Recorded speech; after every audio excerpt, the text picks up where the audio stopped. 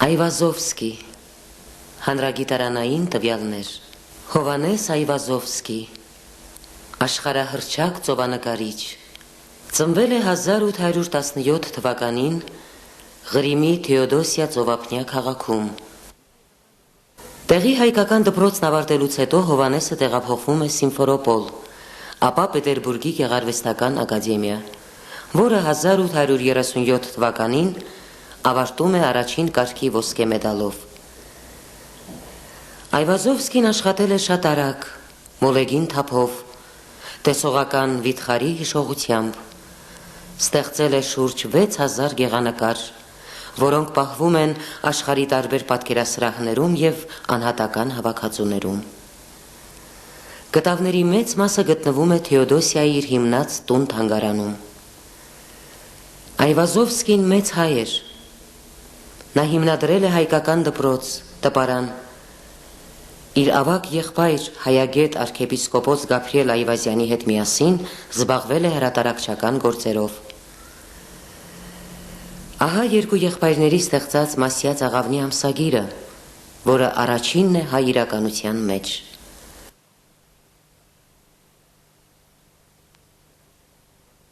Նկարչական ձևավորումը կատարել է Հովանես Այվազովսկին։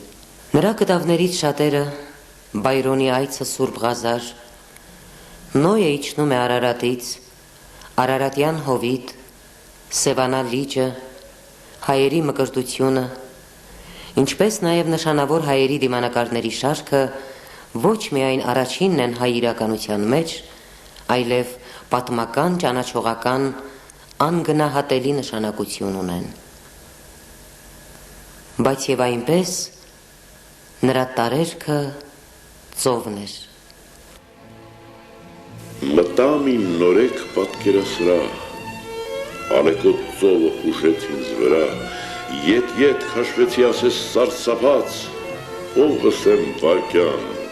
արվեստից խաբված։ Դժվար է հավատալ, որ անգլիացի ձևունազարդ ծովանկարիչ Ուիլյամ Թյորները երիտասարդ Այվազովսկու ցուցահանդեսում այնքան է հուզվել, որ կյանքում առաջին անգամ բանաստեղծություն է գրել։ Եվ այդ բանաստեղծությունը կոչվում է Այվազովսկու պատկերասրահում, գրված իտալերեն լեզվով 1842 թվականին։ Դա առաջին արձագանքն էր, առաջին հանդիպումը Հռոմի, Վենետիկի, Իտալիայի արվեստասեր հասարակության հետ։ Ցուցահանդեսի ավարտից առաջ Հռոմի պապ Գրիգոր 14-րդը 26-ամյա Հովանես Այվազովսկու վզից կախեց պապական բարձրագույն պարգևը, ոսկե մեդալը և հատուկ կոնդակով քաոս կտավը հռչակեց որպես Վատիկանի պատկերասրահի սեփականություն։ Այդ կտավը Արարչագործության առաջին օրվա պատկերման փորձն էր, երբ երկրի ու երկնքի միջև փոթորկուն ջրերի վրա հայտնվեց աստվածային ոգին և տիրական ձայնով բարբառեց. «Եղիցի լույս»։ Իտալական մամուլը երկար ժամանակ չէր լռում։ Արվեստի հրաշք Հռոմում, ծովերի կախարդ, հանճարեղ օտարերկրացի։ Այվազովսկին ծովը պատկերել է օրվա բոլոր ժամերին, ամենատարբեր պահերի դրսևորումների մեջ, անդոր, փոթորիկ, նավաբեկություն ու ալեբախություն, ստեղծել է ծովի ու օվկիանոսի մի աննախադեպ տարեգրություն, խոյանքներով, խենթություններով, գեղեցկություններով ու հմայքներով լցված 6000 էջանոց կենսագրություն, ուր ծովի վեհությունը, անսանց, խոլական մոլուցքի մեջ թաքնված վայրի գեղեցկությունը աստվածային կատարելության է հասցված։ Ահա նեզերական օվկիանոսի ամենաահեղ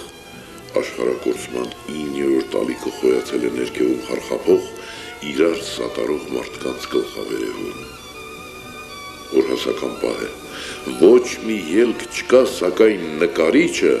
Ամենազոր, հանճարեղ նկարիչը այդ ինչ փրկության դռներ է բացել, այդ ինչ գույների խաղ է արարել ու մարդկային սրտի ջերմությամբ օժտել ահեղ օվկիանոսի անզուսպ տարերքին, որ մութ ահռելի զանգվածը դարձել է շողարցակ բյուրեղներից կազմված քնքշանքի լեռ, դարձել լույսի, փրկարար հույսի ձգվող արահետ, եւ այդ լեռնացած ալիքը անչափ նման է Արարատին։ Իրար հաջորդող զարմանքն ու հիացումը, խոր ցնցումն ու տագնապները չեն լքում վեհի անեզրականի առջև հայտնված մարդուն, եւ դա անվերջանալիորեն կշարունակվի կդառնա տիեզերական համանվագ, եթե մեծ արվեստի խորհուրդը Դանիել Վարուժանի ակնարկած «Էն որ կզգանք ու չենք հիշեր» անբացատրելին ծիածանվում է ամեն ինչի վրա։ Այվազովսկին մարդկայնություն է հաղորդել վայրենի կործանարար ուժին եւ դրանով էլ դարձել մեծ ու անհասանելի։ Այվազովսկի բացականչել է Ռուսաստանի միապետը, ես երկրի թագավորն եմ, իսկ դու ծովերի թագավորն ես։ Ծովերի արքան հայոց վշտի մեծ ծովի մեջ տառապող հոգիներից էր։ 90-ական թվականներին սկիզբ առած հայկական ջարդերը ցնցել էին նրան։ Ղրիմ հասած հայկական բռնագաղթյալների համար բաց էր մեծ նկարչի օջախը, սիրտը։ Նա զբաղվում էր աղետյալներին տեղավորելու, աշխատանքով ապահովելու, բարեգործական ցուցահանդեսներ կազմակերպելու բազմաբնույթ հարցերով։ 1896 թվականի սեպտեմբերի 8-ին Ղրիմյան հայրիկին ուղղված նամակում գրում է. «Վեհափառ Տեր, խորին ցավով վշտացած է սիրտս, չլսված ու չտեսնված հայոց կոտորածներով։ Այդ կոտորածների թեմաներով նա թողել է անգնահատելի արժեք ունեցող մեծածավալ կտավներ, էսքիզներ, որոնք յուրատեսակ մեղադրական եզրակացություններ են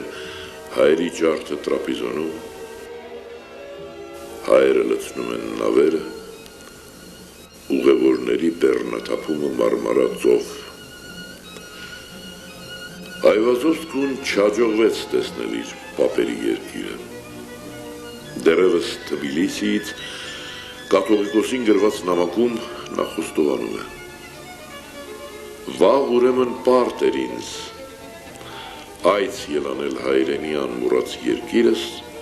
եւ տեսությամբ նորին զվարճանալ, սակայն ավուրք ձմեռային եղանակի արգելի զիս ի տպխիս»։ Նամակը գրված է իր հայրենով եւ ստորագրված Հովհաննես Այվազովսկի 19 դեկտեմբերի 1869 թվական։ Թեոդոսյան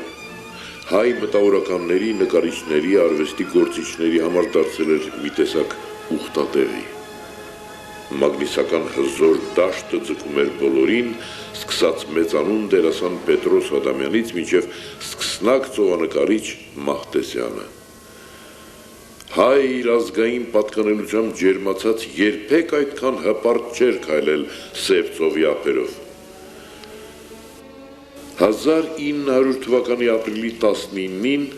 մեծաքանակ հյուրերը ներս մտան եւ տեսան նկարակալի առջև նստած ծովերի արքան այլևս չէր շնչում, հանգել էր մեծ մարդու սրտի կրակը, մահ էր դա, թե անմահություն։ Թեկուզ ցամաքեն ծովերը համայն, քո կտավները ծով են անսահման, անգլիացի ծովանկարչի խոսքերն են։ Իսկ ամենայն հայոց բանաստեղծ Թումանյանը ստեղծել է մի կատարյալ գեղաքանդակ, մոնումենտ օվկիանոսի մրրիկները սանձող ծովանկարչի մասին։ Ահա կատաղած ալիքները անսանձ ու ամեհի գալիս են, ուր հորը կփլվեն ափերին, կհեղեղեն մարդկանց երկիրը և հենց այդ պահին կանգնեցեք, կոչեց վրձինը ձեռքին, կախարդ ծրունին հուզված տարերկին և լուր հնազանդ հանճարի ձայնին մութ ալիքները փոթորկի ժամին կտավի վրա, կանգնած են ահա,